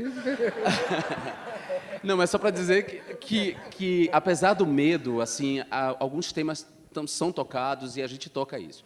Agora vamos à questão do ódio. Assim, o ódio é uma emoção política poderosa, né? E o ódio está sempre articulado com o ressentimento, que a gente pode dar um outro nome de inveja, né? Assim, tem uma proximidade, a inveja e o ressentimento, porque tem essa dimensão que a Maria Rita Kell traz. Por exemplo, o ódio aos homossexuais, que é um ódio... Porque os homossexuais são o grupo mais odiado da história da humanidade, porque nós somos odiados por todas as religiões abraâmicas, monoteístas, as religiões do livro, e fomos odiados à direita e à esquerda. É bom lembrar disso. Eu sei que essa sala está cheia de gente de esquerda, mas também... e isso tem a ver com algo muito, muito profundo, assim, que eu não vou nesse momento aqui, mas tem a ver com a autonomia do sujeito, tem a ver com o embate histórico entre Santo Agostinho e Pelágio, e as interpretações em torno do livre-arbítrio. Quer dizer, em que medida nós temos autonomia para subverter os desígnios, inclusive, da natureza, não só na inversão do objeto do desejo, mas também na transformação do corpo para ser aquilo que você quer ser, e não aquilo que é determinado pelo destino, por Deus, pela natureza. E isso traz uma inveja enorme, a liberdade do outro, traz uma inveja e, portanto, um ódio. Claro, tem questões mais objetivas. O sexo para procriação, para fins procriativos, que está na base das sociedades semitas, né, que são uma força cultural, que conformaram o cérebro ocidente, tem a ver com esse ódio, claro, o ódio específico aos homossexuais. Mas eu vou citar Freud, e Maria Rita vai me desculpar, porque eu não sou psicanalista, mas eu gosto muito de psicanálise, e eu leio bastante psicanálise. Freud, em Moisés e o Monoteísmo, ele vai se perguntar por que as democracias são exceção e não regra na história da humanidade. Há muito mais autocracias, muito mais teocracias, muito mais regimes autoritários do que democracia. As democracias são exceção, são exceções, e por isso devemos lutar por elas. E ele vai buscar isso numa dimensão subjetiva, que tem a ver conosco, com a nossa subjetividade, em demandar, e não saber lidar com essa liberdade, e por isso demandar por um grande pai, por alguém que diga para a gente o que fazer, porque a gente não quer ter a responsabilidade das escolhas. E por isso a gente está sempre demandando, diante das crises, dos conflitos, da diversidade, da multiplicidade de escolhas, da angústia que isso traz, delegando a outros a tarefa de fazer isso por nós. Por isso essas personalidades fascistas emergem e começam a ganhar adesão. E eu acho que o Brasil mergulhou numa crise recente, assim, numa crise de representação política, numa crise das esperanças, por conta do...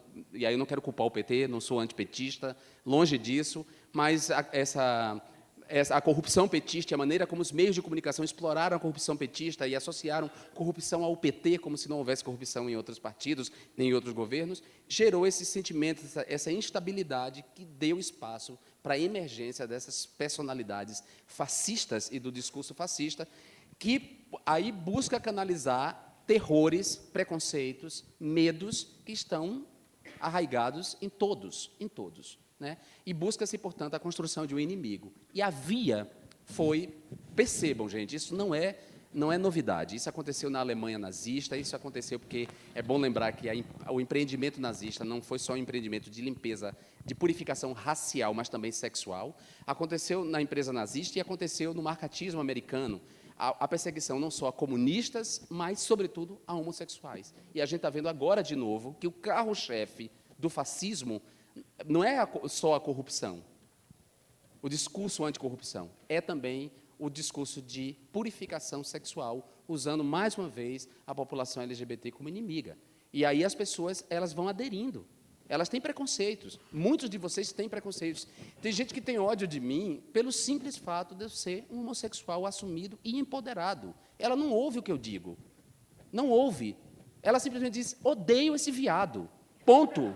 É isso, porque despertou questões profundas, arraigadas nela, que vieram com a língua, com a aquisição da língua nos valores. Então, nesse sentido, a Maria Rita Kell tem razão, a gente tem que entrar na disputa. A disputa é pelo discurso, pela comunicação. Por isso que eu não saio das redes sociais. Tenho motivo suficiente para ter ido embora já há muito tempo de lá.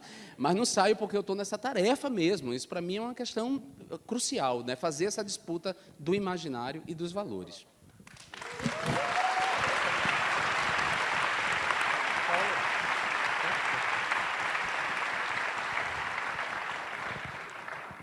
A questão do ódio e da inveja também, essa coisa da inveja, é porque essa coisa do bem-sucedido, da disputa, isso caiu muito forte no colo do ensino.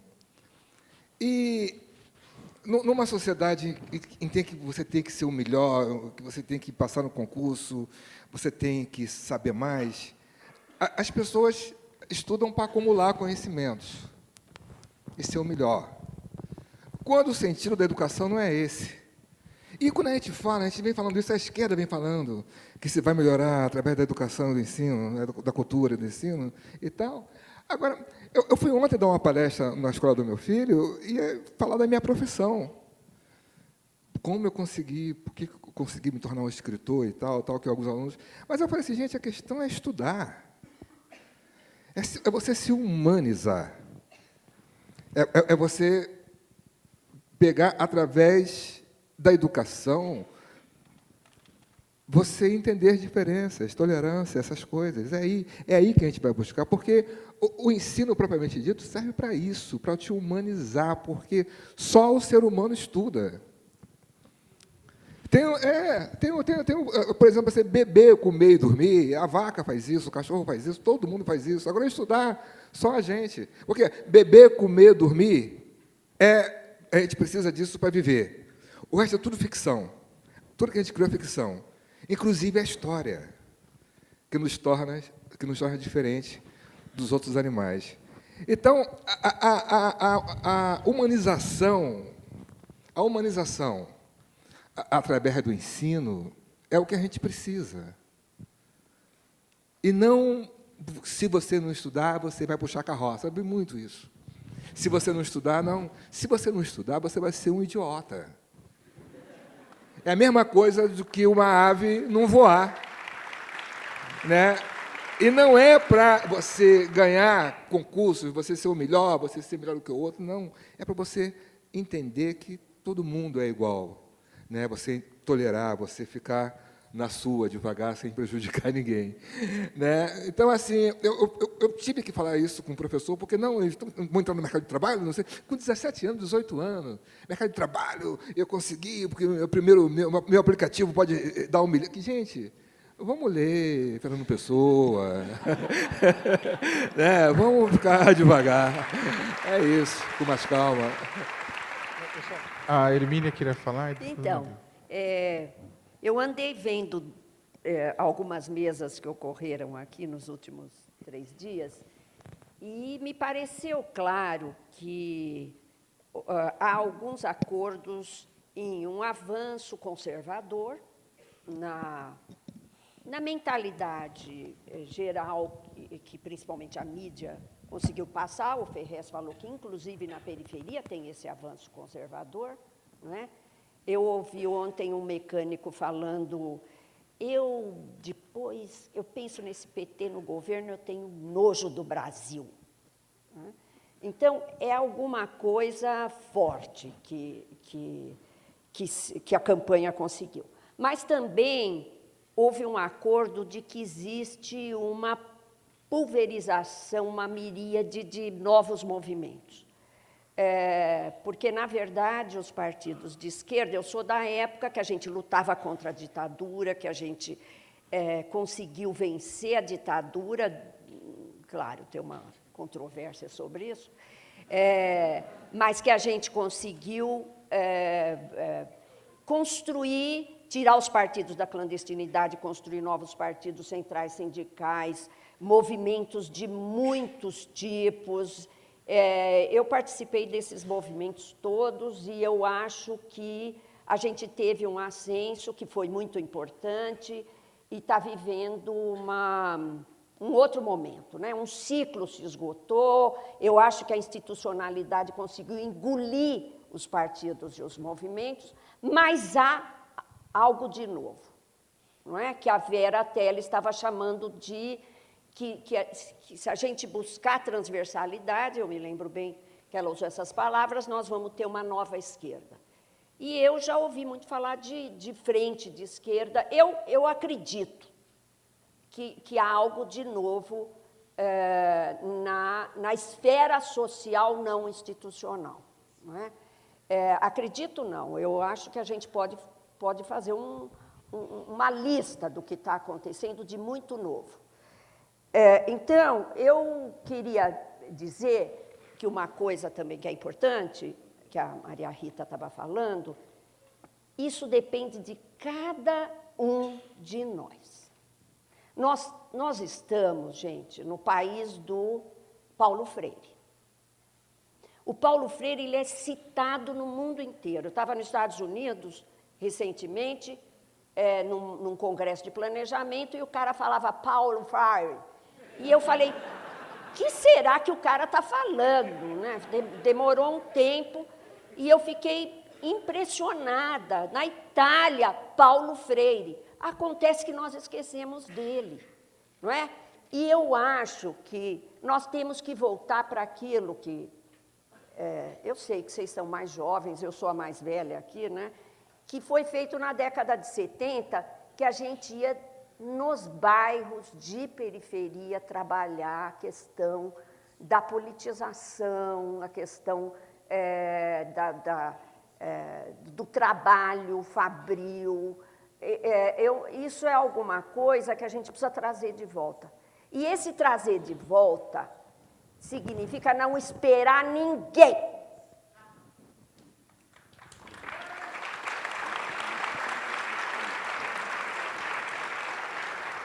Sabe, é chato discutir com motorista de táxi.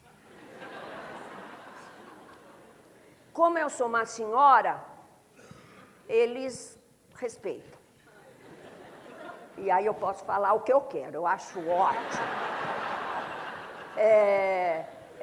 Olha, aí da Vila Madalena, outro dia, o pessoal bota a mesa na calçada do bar, eu fico chutando lá. Eles falam, essa mulher é uma mulher meio louca. Mas, gente, cada um faz a diferença.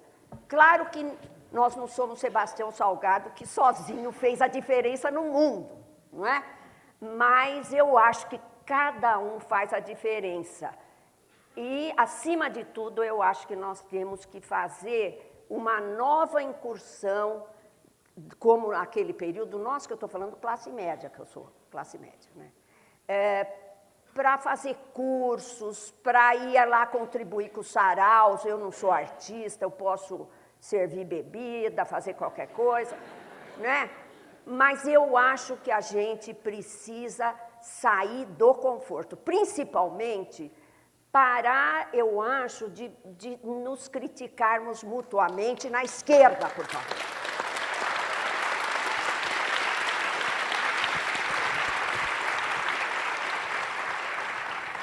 Eu queria, um pouco na continuidade do que a Hermínia falou, eu acho também que nós passamos por um ciclo, esgotamos um ciclo, eu acho que nós temos coisas novas, mas nós temos duas coisas novas.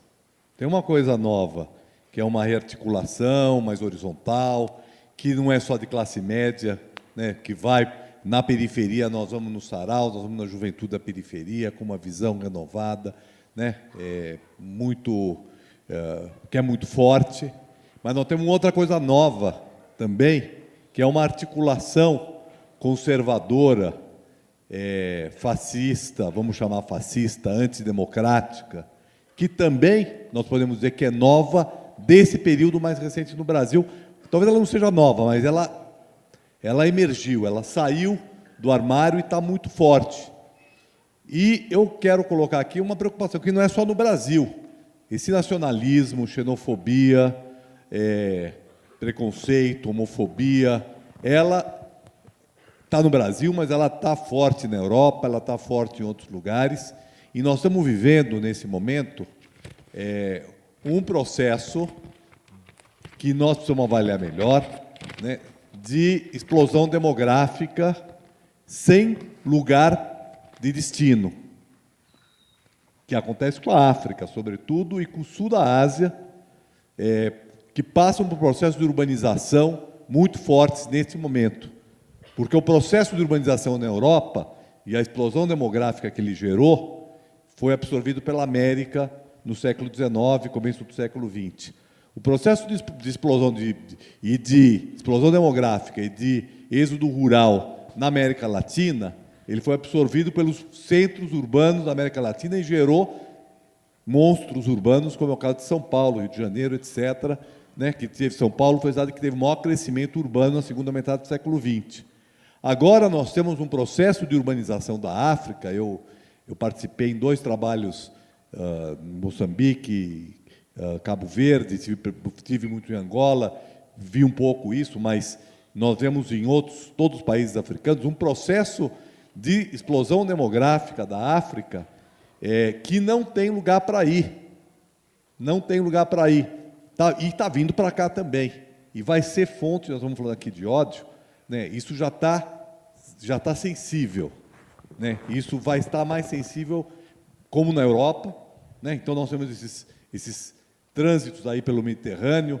Né? Vimos recentemente o trânsito na Ásia, né? De Mianmar, em direção de Myanmar e de Bangladesh em direção à Malásia e à Indonésia, tá certo? E estamos vendo também da África, do Haiti, em direção ao Brasil, e está chegando. Quer dizer, eu tenho contato com, por exemplo, a Associação de Refugiados, né, e associações de imigrantes, principalmente da África, da América do Sul, da Bolívia, sobretudo, em São Paulo, e isso está gerando uma nova forma de ódio e de preconceito e de, um pouco alguém falou aqui de inveja, né? Nesse momento ainda não é inveja, mas as políticas públicas inclusivas foram aquelas que, né, aconteceram no Brasil nos últimos anos, que com certeza terão que ser estendidas, ou deverão ter estendidas para os novos imigrantes, que vão chegar cada vez em número maior para cá, né, temos que ter claro,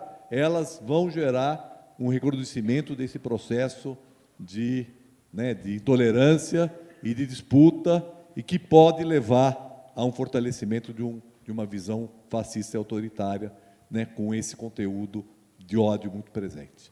Então, eu acho que essa é uma tendência que nós podemos ter no Brasil. Obrigado, Nabil. Bem, já que o Jean pediu, gostaria de dizer que esta é a mesa mais diversa, à medida que contém mulheres, LGBT, negros e tantos outros compartilhados. Parabéns à melhor mesa do evento. Vocês são demais, amo vocês, a melhor mesa do evento. Hermínia, queremos ser você quando crescermos.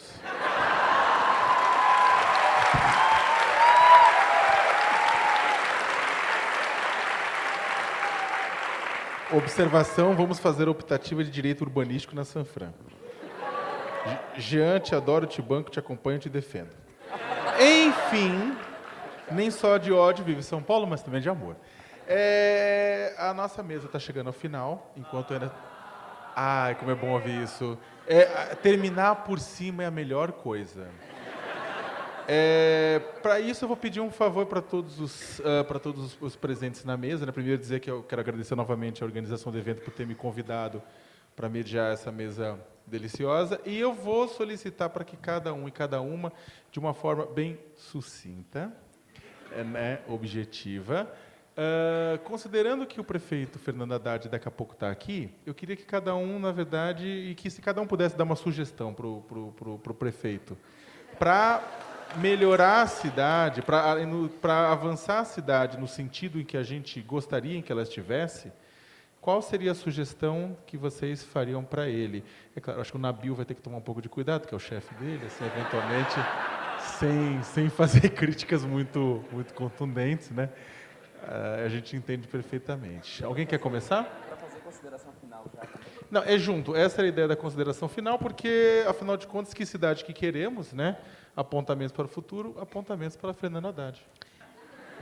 Então, eu vou começar. Quero agradecer muito participar. Para mim foi uma honra estar com essas pessoas que eu admiro, todas. Algumas eu tenho relação pessoal, outras eu conheci pessoalmente hoje. Agradecer a todas e todos vocês que estão aqui. Quem tiver tempo, na segunda-feira eu vou fazer um debate interessante a partir de Game of Thrones sobre as questões de poder. E é sério, olha, e não me chamem de fútil não, porque o Pablo Iglesias do Podemos, que acabou de vencer as eleições na Espanha, escreveu um livro e fez um evento semelhante. Por favor.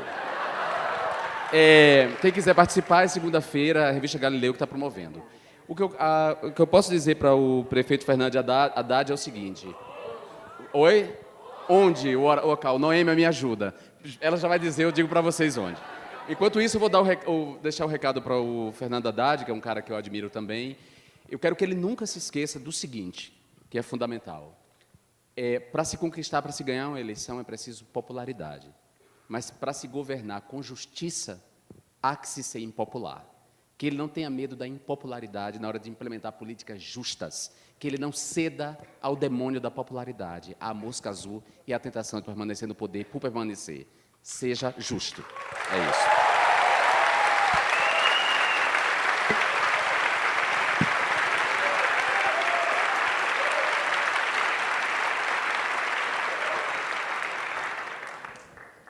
Quem vai? Pela ordem, só pela... Olha, essa já foi tão boa que fica difícil depois.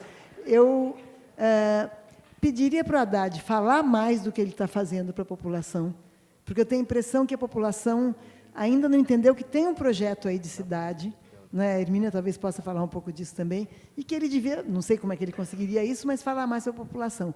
E pode ser um pouco ingênuo, mas eu, como pedestre militante de 8 anos para cá, pediria que ele continue, sim, intransigente nessa política de corredores, de bikes, de ônibus, para que São Paulo deixe de ser uma cidade... A parte que a Hermínia falou, ela que vai falar, porque ela é craque nisso, da cidade privatizada pelas grandes corporações imobiliárias. Mas, de minha parte, eu gostaria muito que a cidade deixasse de ser uma cidade pensada para os automóveis. É uma coisa singela.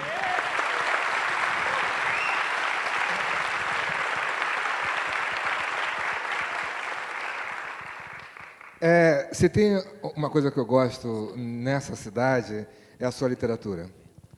E um fenômeno que aconteceu nos últimos 20, 30 anos foi a literatura da periferia. E isso tem o Sérgio Vaz, tem o Marcelino Freire, tem o Ferrez, tem uma rapaziada que saiu de São Paulo e tomou conta da cena literária do modo assim, sabe? Eu cheguei e estou aqui junto com o hip-hop, com o pessoal do hip-hop. A periferia de São Paulo, a literatura é uma coisa natural hoje, os vários sarás que tem. E eu me lembro que quando eu cheguei em São Paulo, eu moro aqui em São Paulo, eu cheguei em São Paulo e o Ferrer me chamou para fundar uma biblioteca.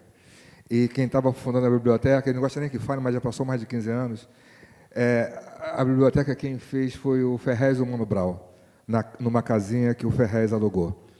E o Ronaldo Antunes foi lá, fez um show para inaugurar a biblioteca, a gente pintou a biblioteca, e a biblioteca é super procurada. A população de Capão Redondo, eu ia falar Capão Pecado, que é o nome do livro do Ferrez, de Capão Redondo, frequenta a biblioteca. Não é essa coisa de que não vai, não está lá, as pessoas vão crianças. O Ferrez tem um trabalho lá que ele faz com as crianças. Então, acho que o incentivo de você criar bibliotecas, né, nas periferias seria assim, uma coisa que eu pediria ao prefeito.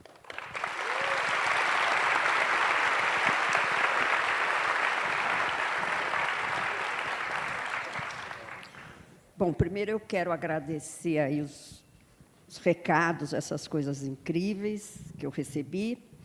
E eu queria dizer o seguinte, a maior parte dos problemas do município de São Paulo não são municipais. Eu falei hoje de manhã, a região metropolitana de São Paulo tem 39 municípios, é composta de 39 municípios, 70% do emprego está no município central, mas tem municípios que 70% da força de trabalho se locomove tomando até 3 modos de transporte por dia para vir trabalhar em São Paulo. Então, a questão é metropolitana, gente. A questão é metropolitana. Não dá mais para resolver nem o problema do transporte, nem o problema da moradia, nem o problema da drenagem das enchentes, do depósito de lixo. Nada disso dá para resolver mais no contexto de um único município. Então, e também a situação de arrecadação e de necessidade dos municípios é completamente diferente. Vamos cobrar esse governador, gente.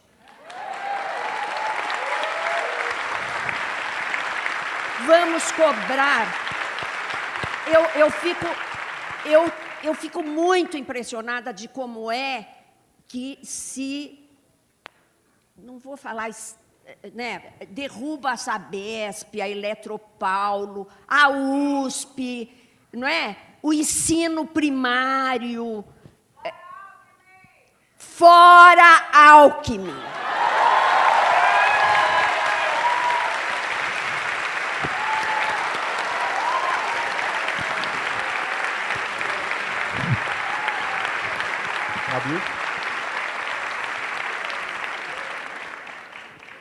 Bom, primeiro eu queria...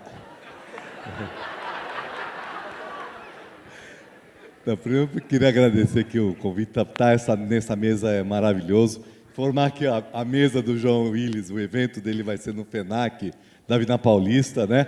Então, é importante estar todo mundo presente. Se der um tempinho, eu também vou, tá? E realmente é uma saia justa, porque todo dia eu peço coisas para o prefeito. Inclusive, eu recebi aqui eu